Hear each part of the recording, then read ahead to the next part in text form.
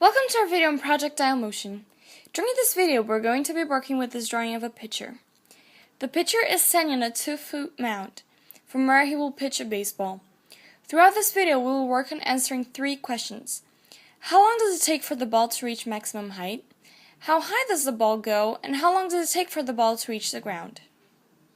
Now let's answer our first question. How long does it take for the ball to reach maximum height?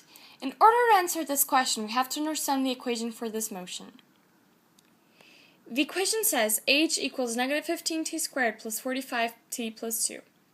The equation for figuring out how high the ball goes is x equals negative b over 2a. In this equation, negative 15t is a, 45t is b, and 2 is c.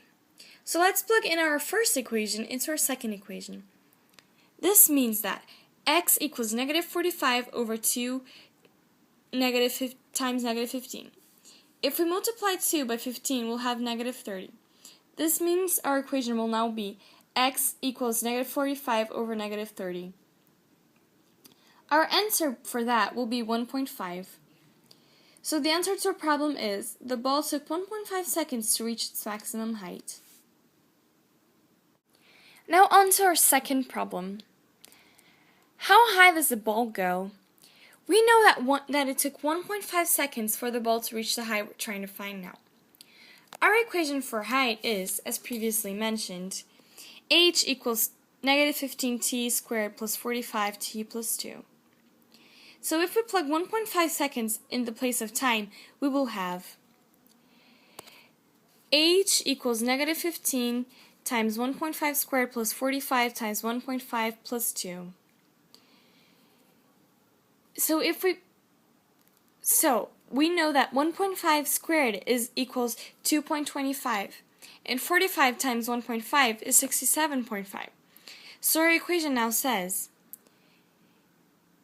h equals negative 15 times 2.25 plus 67.5 plus 2. 15 times 225 is negative 33.75. So, negative 33.75 plus 67.5 plus 2 will give us 35.75, which means our answer is the ball went up 35.75 feet. Let's move on to our third question. How long does it take for the ball to reach the ground? In order to figure this out, we must use the quadratic equation.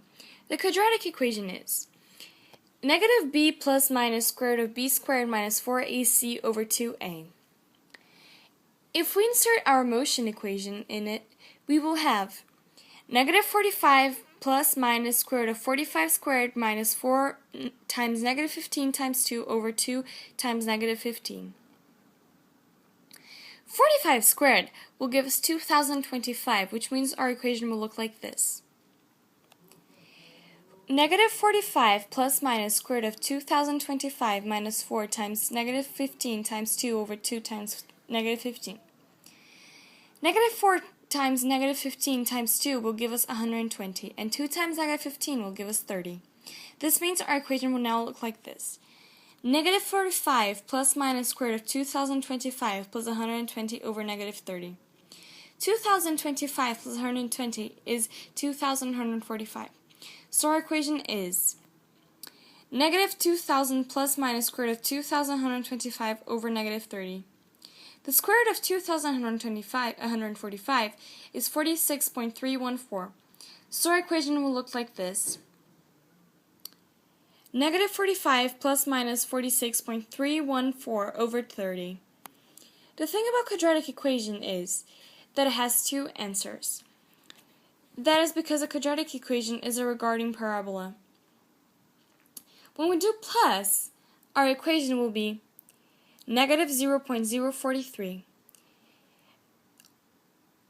But when we do minus, our equation will give us 3.04. Now the question is, which answer do we choose? Negative 0.43?